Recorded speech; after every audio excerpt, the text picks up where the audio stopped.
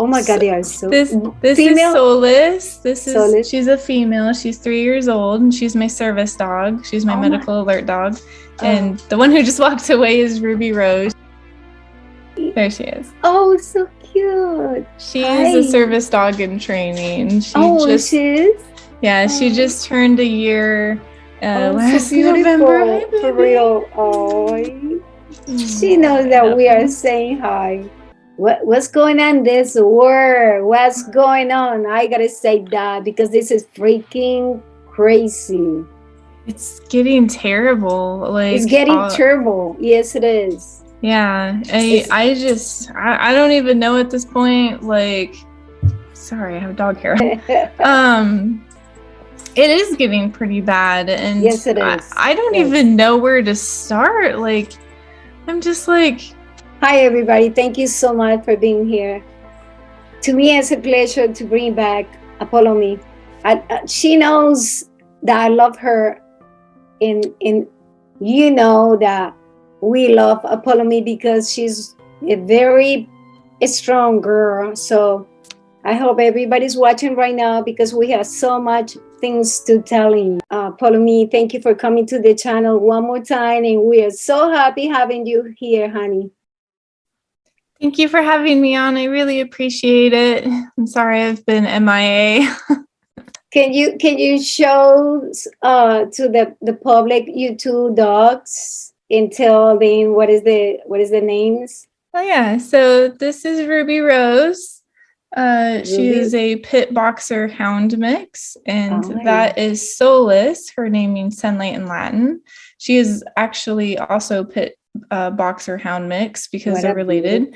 And they are both my service dogs. They alert for migraines and anxiety and PTSD. Oh my goodness. So you mean like anxiety and what else? PTSD. PTSD. And headaches. They alert for chronic migraines. You get, oh, look at, they getting so happy. They want to take care of her baby. Apollymi is her baby for those two dogs. Dogs are so smart. People don't realize, that dogs, any type of animals, are here for the reason. And one of the big reasons is to help humans. So you can buy service dogs online. I couldn't afford such a thing. Buy service?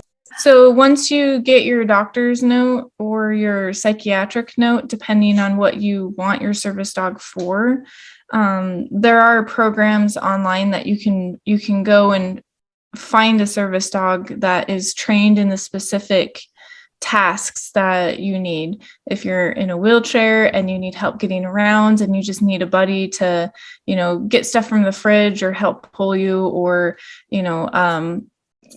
basically not only just comfort, but doing tasks that make your life easier, like going to get your clothes or opening doors for you, that can definitely be possible. There are service dogs who are trained for that.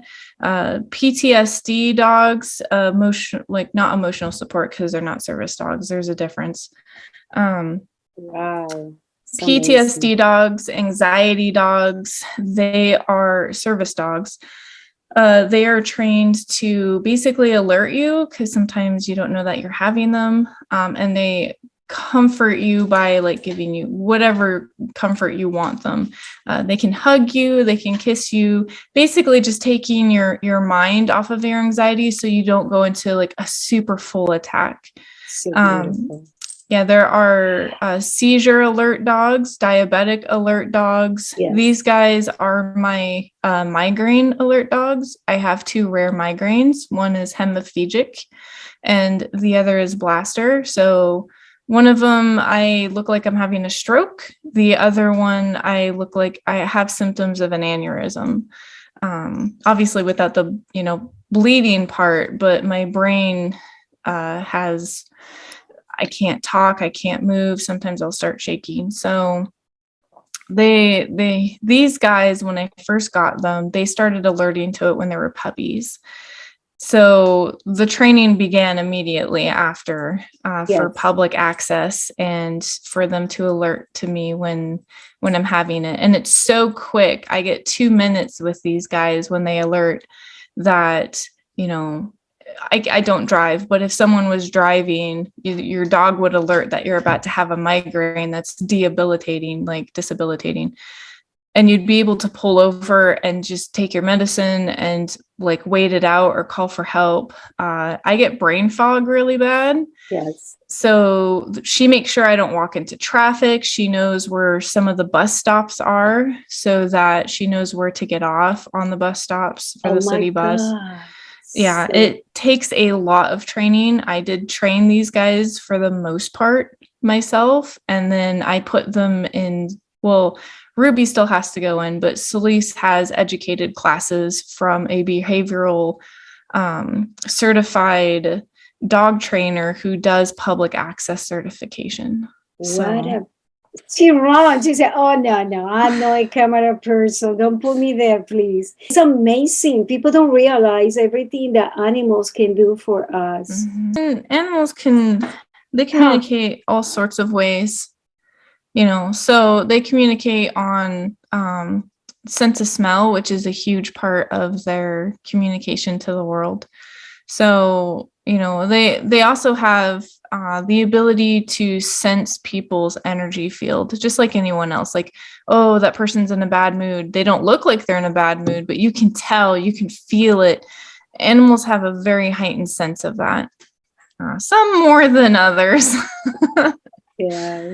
You know, but yeah, their communication is on a whole nother level that humans have forgotten. It's not that they're not capable of doing it. It's just most people have forgotten how to communicate like that, because we have verbal speech, you know, and humans rely a lot on that. And they forget that, you know, here and here is also communication as well. Yeah, it's crazy, because when I started training Celeste, I couldn't buy a service dog. They're between a full-fledged service dog, depending on what you want them for. For what I wanted for the PTSD, the anxiety, and the migraine alone, I was looking at $1,600. Oh my God, that's a lot of money. Yes, yeah, that's a huge. I don't have that.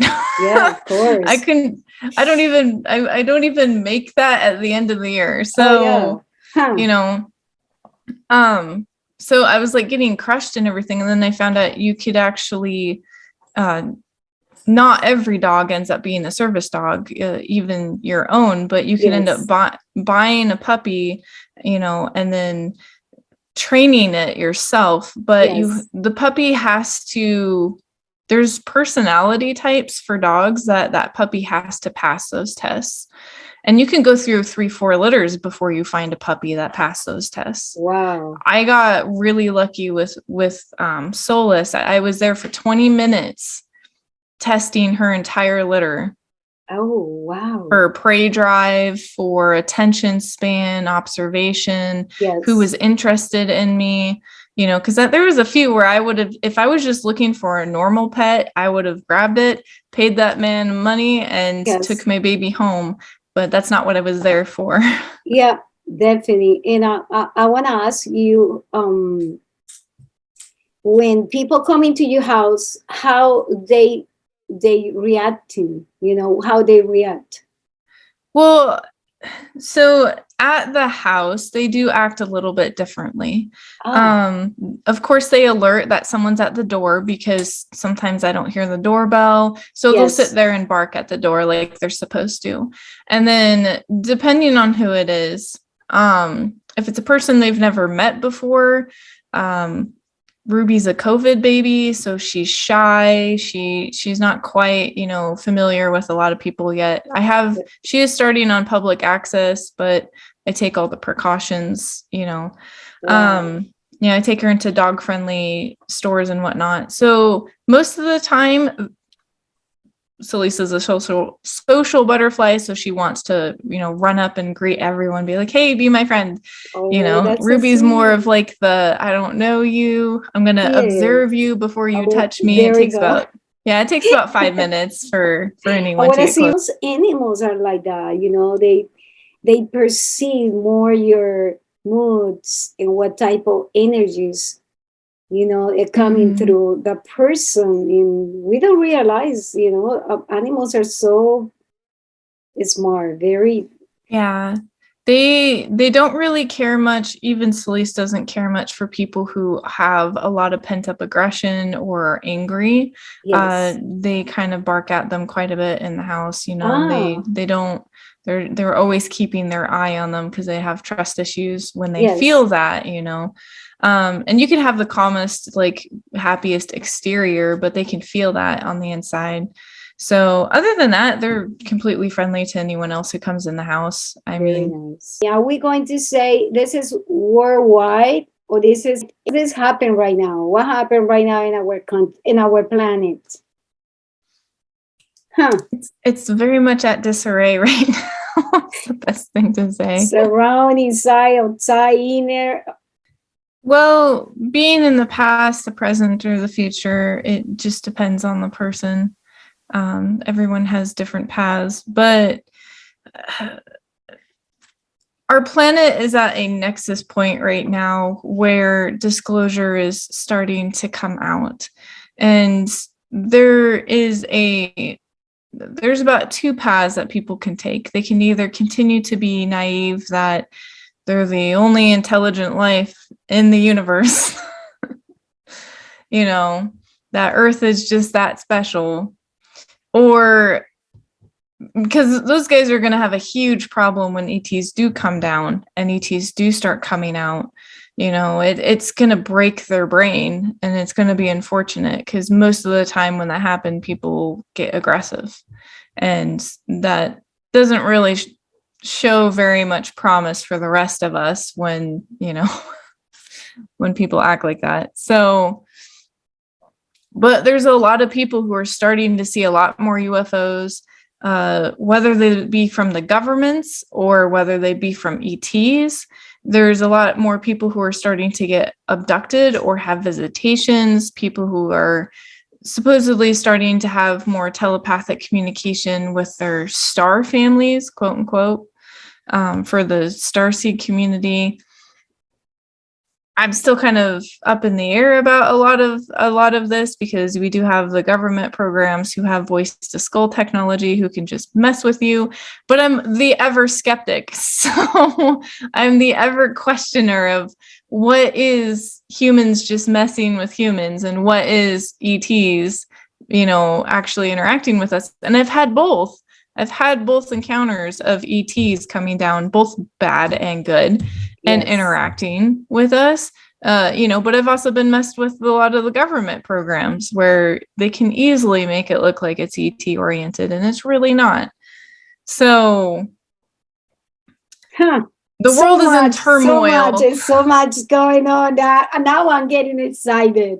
I'm so happy that you bring all those topics because this is what we are living right now. This is what basically we are in a big whole path. You know what I mean?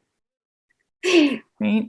Well, I mean, I guess with the way things are right now and the way the future is looking, it doesn't matter if ETs are real. It doesn't matter if, you know, the government's doing a lot of stuff to us.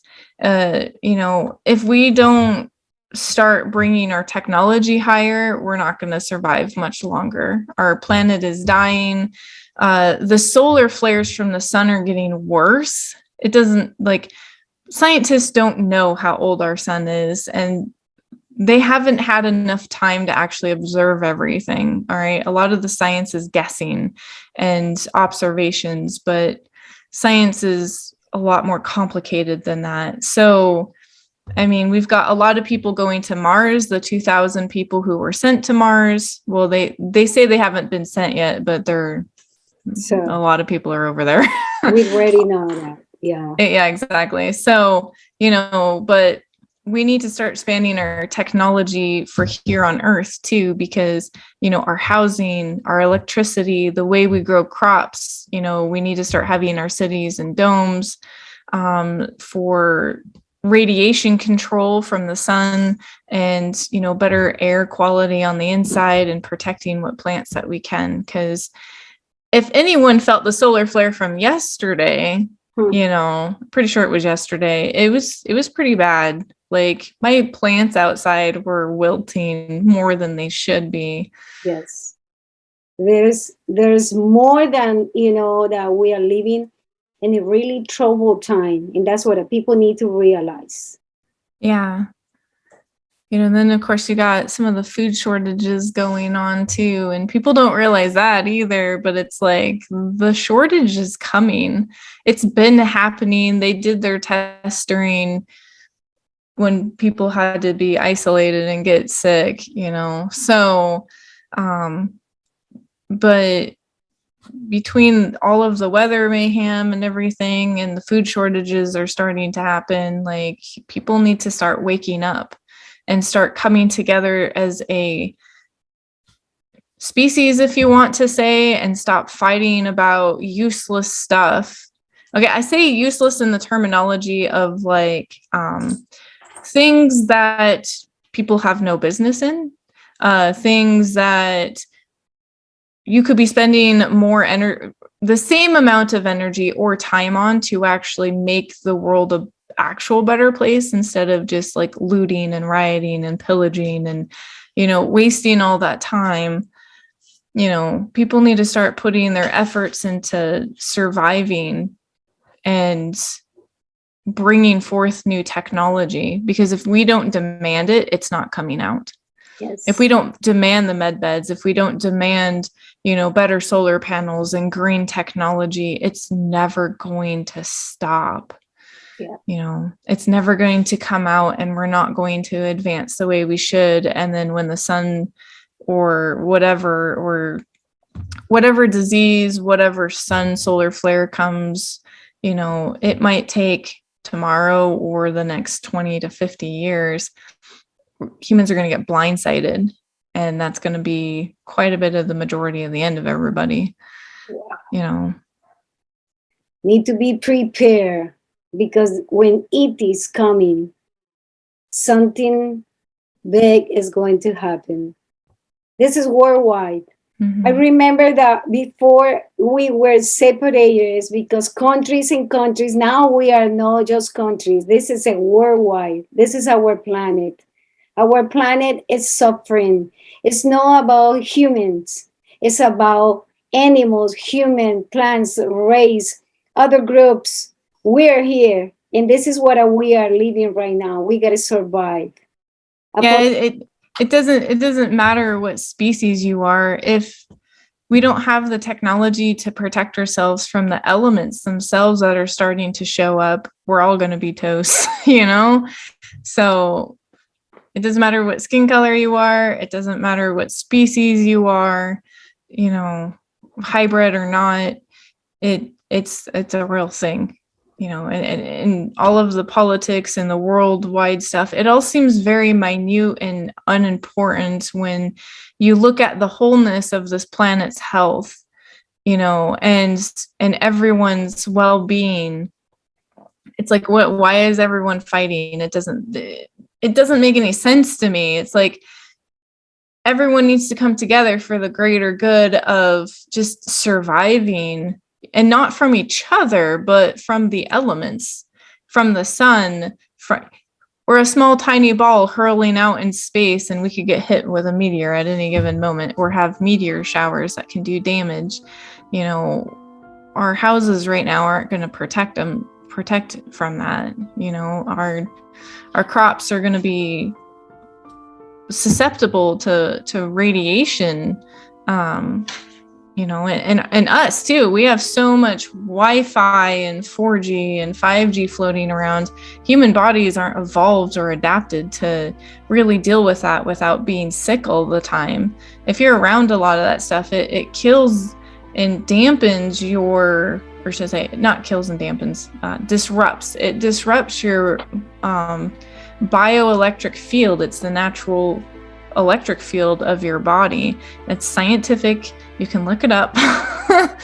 You know, but when that gets dampened and disrupted, people get sick very easily because it's not strong enough to keep all of your cells happy and healthy.